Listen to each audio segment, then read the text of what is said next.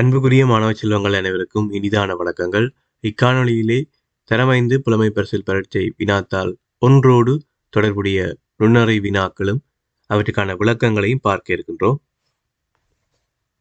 அந்த வகையிலே முதலாவது வினா, 2 மீட்டர் நீளமும் 2 மீட்டர் அகலமும் கொண்ட பலகை ஒன்றிற்கு வர்ணம் பூசுவதற்கு 2 லீட்டர் தீந்தை தேவையெனின் 4 மீட்டர் பக்க நீளம் கொண்ட சதுர வடிவான பலகை ஒன்றிற்கு வர்ணம் பூசுவதற்கு தேவையான தீந்தையின் அளவு யாது? வினாவை நன்றாக அவதானித்துக் கொள்ளுங்கள். தரப்பட்ட விடயம் 2 மீட்டர் நீளம் 2 மீட்டர் அகலம். ஆகவே உங்களுக்கு விளங்கியிருக்கும் இது ஒரு சதுரம். அதனை மறைமுகமாக இவ்வாறாக வழங்கியிருக்கின்றார்கள். 2 மீட்டர் நீளமும் 2 மீட்டர் அகலமும் என்கின்ற போது பக்க நீளம் 2 மீட்டர் அளவுடைய ஒரு சதுர வடிவான பலகை. அந்த பலகைக்கு வர்ணம் பூசுவதற்கு 2 லீட்டர் தீந்தை தேவை. 2 லீட்டர் தீந்தை தேவையாக இருக்கின்றது.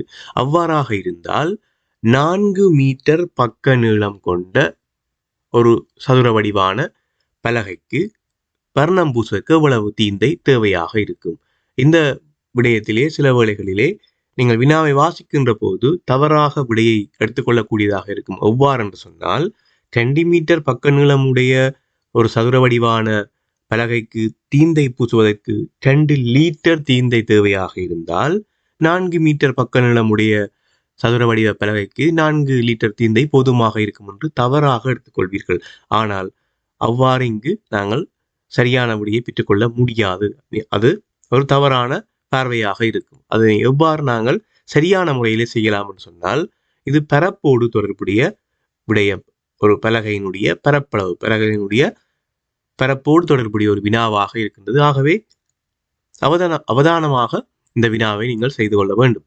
தற்போது பார்ப்போம். 2 வழிமுறைகளிலே இந்த வினாவை நான் உங்களுக்கு தெளிவுபடுத்துகிறேன். முதலாவதாக நான் படத்தினூடாக இலகுவாக நீங்கள் விளங்கிக் கொள்வதற்காக படத்தினூடாக தெளிவுபடுத்துகின்றேன். தரப்பட்ட விடயம், தரப்பட்ட தரவிலே 2 மீட்டர் பக்க நீளமுடைய ஒரு சிறிய சதுர வடிவ பலகை. நாங்கள் காண வேண்டிய அந்த பலகையினுடைய அளவு தரப்பட்டிருக்கின்றது. 4 மீட்டர் பக்க நீளமுடைய சதுர வடிவான பலகை. அந்த பலகைக்கு எவ்வளவு தீந்தை எங்களுக்கு தேவை என்பதுதான் வினா. இந்த 4 மீட்டர் பக்க நீளமுடைய பலகையினுடைய அந்த பரப்பிலே 2 மீட்டர் பக்க நீளமுடைய சிறிய அளவுடைய சதுர வடிவான பலகைகள் எத்தனை அங்கே இருக்கக்கூடியதாக இருக்கும் என்று நாங்கள் பார்த்து கொள்ள வேண்டும். 4 மீட்டர் பக்க நீளம் என்று சொல்கின்ற போது அதனை சரி சமமாக பிரித்தால் 2 மீட்டர் 2 மீட்டர் என்ற வகையிலே 4 சிறிய சதுர வடிவான பலகைகள் எங்களுக்கு அதிலே கிடைக்கும். இந்த படத்தை அவதானித்துக் கொள்ளுங்கள். இலகுவாக விளங்கிக் கொள்ளக்கூடியதாக இருக்கும். தரப்பட்ட வினாவிலே 2 மீட்டர் பக்க நீளமுடைய சிறிய சதுர வடிவ பலகைக்கு 2 லீட்டர் தீந்தை எங்களுக்கு தேவையாக இருக்கும். அதற்கு வர்ணம் பூசுவதற்கு. அவ்வாறாக இருந்தால் 4 மீட்டர் பக்க நீளமுடைய சதுர வடிவ பலகை. இந்த படத்தை அவதானிக்கின்ற போதே உங்களால் இலகுவாக விளங்கிக் கொள்ளக்கூடியதாக இருக்கும். மொத்தமாக 8 லீட்டர் தேவையாக இருக்கும். ஏனெனில் 4 மீட்டர் பக்க நீளமுடைய சதுர வடிவ பலகை அந்த பரப்பிலே 2 மீட்டர் பக்க நீளமுடைய சதுர வடிவான பலகையினுடைய அந்த பரப்பு 4 மடங்கிலே அங்கே இருக்கின்றது. 4 மடங்கிலே இருக்கின்றது. ஆகவே 2 லீட்டர் இங்கே தேவையாக இருந்தால் அங்கு அதனுடைய 4 மடங்கு 8 லீட்டர் தேவையாக இருக்கும். இது படத்தினூடாக இலகுவாக தெளிவாக நீங்கள் விளங்கிக் கொள்ளக்கூடியதாக இருக்கும். அதே நேரம் செய்முறை ஊடாக நாங்கள் பார்க்கலாம். எவ்வாறு சொன்னால், சிறிய சதுர வடிவான அந்த சதுர வடிவ பலகையினுடைய பரப்பை பார்க்க வேண்டும். பக்க நீளங்களை பெருக்குகின்ற போது, நீள அகலங்களை பெருக்குகின்ற போது சிறிய சதுர வடிவான பலகையினுடைய பரப்பளவு எங்களுக்கு கிடைக்கும். 2 தர 2 4. அதே நேரம் பெரிய சதுர வடிவான பலகையினுடைய பக்க நீளங்களை பெருக்குவோம். 4 தர 4 16. இது இந்த 2 பலகையினுடைய பரப்பு. நான் இதிலே பரப்பளவினுடைய குறியீடுகளை நான் இங்கே வழங்கவில்லை. ஏனெனில் ஆரம்ப பிரிவு மாணவர்களுக்கு அவை தேவையற்ற விடயமாக இருக்கும். அந்த குறியீடு சார்ந்த பரப்பளவு, குறியீடு சார்ந்த விடயங்கள், அந்த இலக்கங்களை மாத்திரம், இந்த பெருமானங்களை மாத்திரம் நீங்கள் எடுத்துக்கொள்ளுங்கள். பெருக்க வேண்டும். 4 தர 4 16. 2 தர 2 4. இந்த 16க்குள் எத்தனை 4 காணப்படுகின்றது? 16க்குள் எத்தனை 4 காணப்படுகின்றது என்று பார்ப்பதற்கு 16ஐ 4ஆலே வகுத்து கொள்ள வேண்டும். வகுக்கின்ற போது 4 என்று விடை கிடைக்கும். ஆகவே உங்களுக்கு தெளிவாக விளங்கிக் கொள்ள வேண்டும்.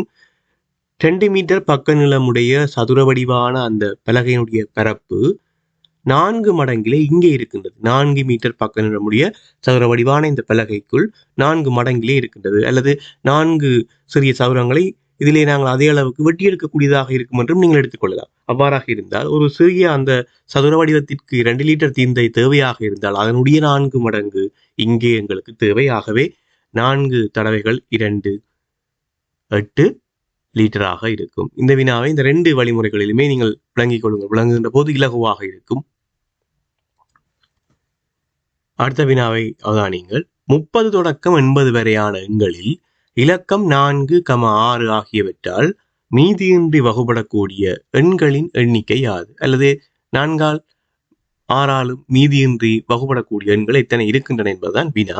தரப்பட்ட எண்களுடைய எல்லைப்படுத்தலை அவதானியுங்கள். 30 தொடக்கம் 80 வரையான எண்கள். எனவே நாங்கள் தெரிவு செய்ய வேண்டிய எண்கள் 30லிருந்து 80 வரையான எண்களாக இருக்கின்றது. அந்த எண்களுக்குள் தான் நாங்கள் தெரிவு செய்ய வேண்டும். 4ஆலும் 6ஆலும் மீதியின்றி வகுபடக்கூடிய எண்களை. இந்த இரண்டினுடைய பெருக்கங்களையும் முதலிலே பார்த்துக் கொள்ள வேண்டும். 4ம் 6ம் இந்த இரண்டினையும் பார்த்துக் கொள்ள வேண்டும். இந்த இரண்டு எண்களுமே ஒன்றோடு ஒன்று தொடர்புடைய எண்களா தொடர்பெற்ற எண்களா என்று முதலிலே நாங்கள் பார்க்க வேண்டும். நான் இங்கே தொடர்பெற்றது என்று குறிப்பிடுவது மடங்குகள் சார்ந்து குறிப்பிடுகின்றேன். 4னுடைய மடங்காக 6 அல்லது 6னுடைய மடங்காக 4 இங்கே இருக்கின்றதா என்று முதலிலே பார்க்க வேண்டும். அவ்வாறு பார்க்கின்ற போது அவ்வாறு அல்ல. இது முதலாவது விடயம். இரண்டும் ஒன்றுக்கொன்று மடங்குகளாக இருக்கின்றனவா என்பதை முதலிலே பார்த்துக் கொள்ள வேண்டும். அவ்வாறு பார்க்கின்ற போது அவ்வாறாக இல்லை.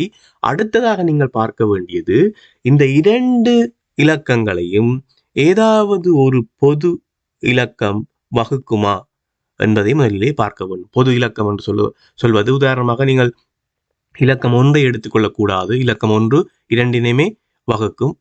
ஒன்று தவிர்ந்த இவ்வாறான வினாக்களில் நீங்கள் 1ஐ எடுத்துக்கொள்ளக்கூடாது. 1 தவிர்ந்த வேறு ஏதாவது ஒரு எண் இரண்டினையும் வகுக்குமா என்று பார்க்க வேண்டும். அவ்வாறு பார்க்கின்ற போது அவ்வாறு வகுக்கும், அதாவது 2 என்கின்ற இலக்கம் இந்த 2 இலக்கங்களையுமே வகுக்கும். இரண்டினை பயன்படுத்தி 4னை வகுக்கலாம். அல்லது 4க்குள் 2 அடங்குகின்றது, முழுமையாக அடங்குகின்றது. 6க்குள் 2 முழுமையாக அடங்குகின்றது. எனவே 4னையும் 6னையும் 2 என்கின்ற ஒரு இலக்கம் வகுக்கும். இவ்வாறு அமைந்தால் நீங்கள் செய்ய வேண்டியது இந்த 2 இலக்கங்களையும் முதலிலே பெருக்க வேண்டும். நன்றாக அவதானித்துக் கொள்ளுங்கள். இந்த 2 இலக்கங்களிலே முதலிலே பெருக்க வேண்டும். பெருக்கின்ற போது 4னை 6ஆல் பெருக்கின்ற போது 24 விடையாக கிடைக்கின்றது. இதன் பின்னர் அடுத்ததாக இன்னொரு படிமுறை மேற்கொள்ள வேண்டும். இந்த 24ஐ 2ஆல் வகுக்க வேண்டும். இந்த 2 என்பது என்னவென்று சொன்னால், இப்போது நாங்கள் பார்த்தோமே 4னையும் 6னையும் 2ஆல் வகுக்க முடியும் என்று எடுத்துக்கொண்டோம். அந்த 2 தான் இங்கே நாங்கள் வகுக்கின்ற 2. நன்றாக நினைவில் வைத்துக் கொள்ளுங்கள். 24ஐ நான் 2ஆலே வகுத்திருக்கின்றேன். அந்த 2 என்பது 4ஐயும் 6ஐயும் பொதுவாக ஒரு இலக்கம் வகுக்கும் அந்த இலக்கத்தை தான் நான் இங்கே வழங்கி இருக்கின்றேன். 24ஐ 2ஆலே வகுக்கின்றேன், 12 கிடைக்கின்றது. தற்போது 4ஆலும் 6ஆலும் மீதியின்றி வகுபடக்கூடிய முதலாவது எண் எனக்கு கிடைக்கும். அது 12. எவ்வாறு இந்த முதலாவது எண்ணை பெற்றிருக்கின்றேன் என்பதை நன்றாக கவனித்துக் கொள்ளுங்கள். 4ஐயும் 6ஐயும் பெருக்குகின்றேன், 24. 24ஐ நான் 2ஆலே வகுக்கின்றேன், 12 கிடைக்கின்றது. 12 தான் 4ஆலும் 6ஆலும் மீதியின்றி வகுபடக்கூடிய முதலாவது எண். அதன் பின்னர் 12ன் மடங்குகளை பார்க்க வேண்டும்.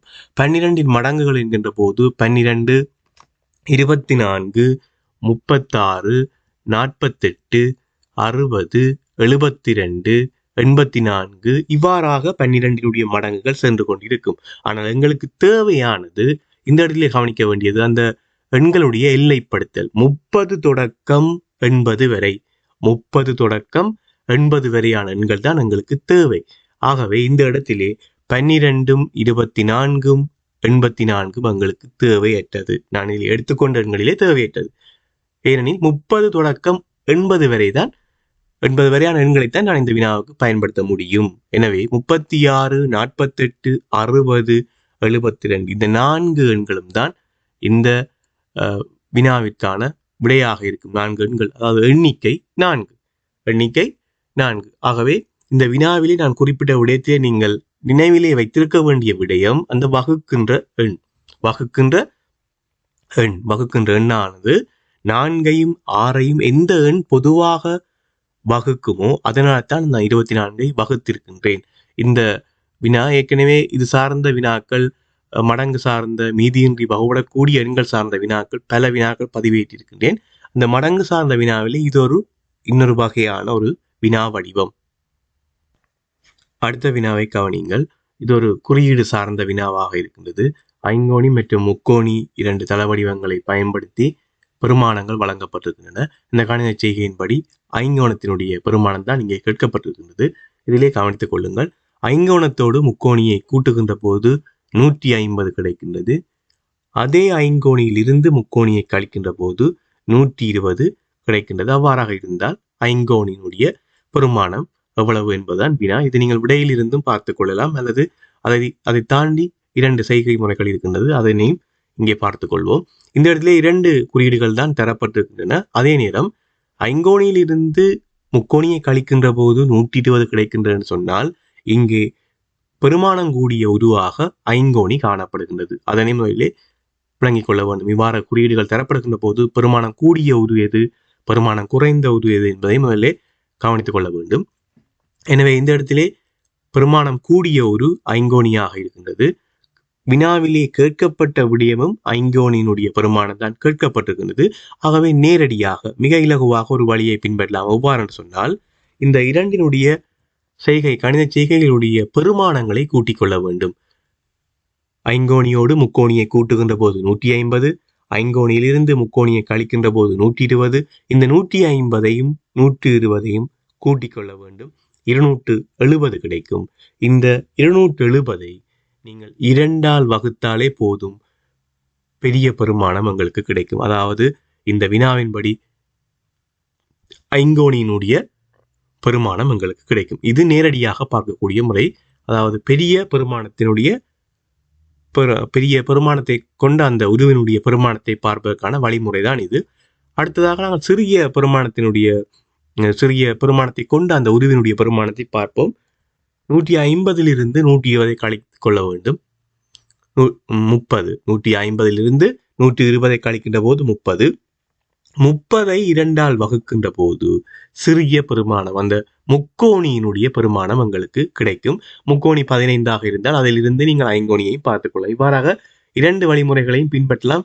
ஆனால் இலகுவாக செய்ய வேண்டுமாக இருந்தால் பெரிய பெருமானத்துக்கான உருவா, சிறிய பெருமானத்துக்கான உருவா இங்கே கேட்கப்பட்டிருக்கின்றது பார்த்து அதை நேரடியாக இந்த 2 வழிமுறைகளிலே நேரடியாக ஏதாவது ஒரு முறையை பின்பற்றி நீங்கள் செய்து கொள்ளக்கூடியதாக இருக்கும்.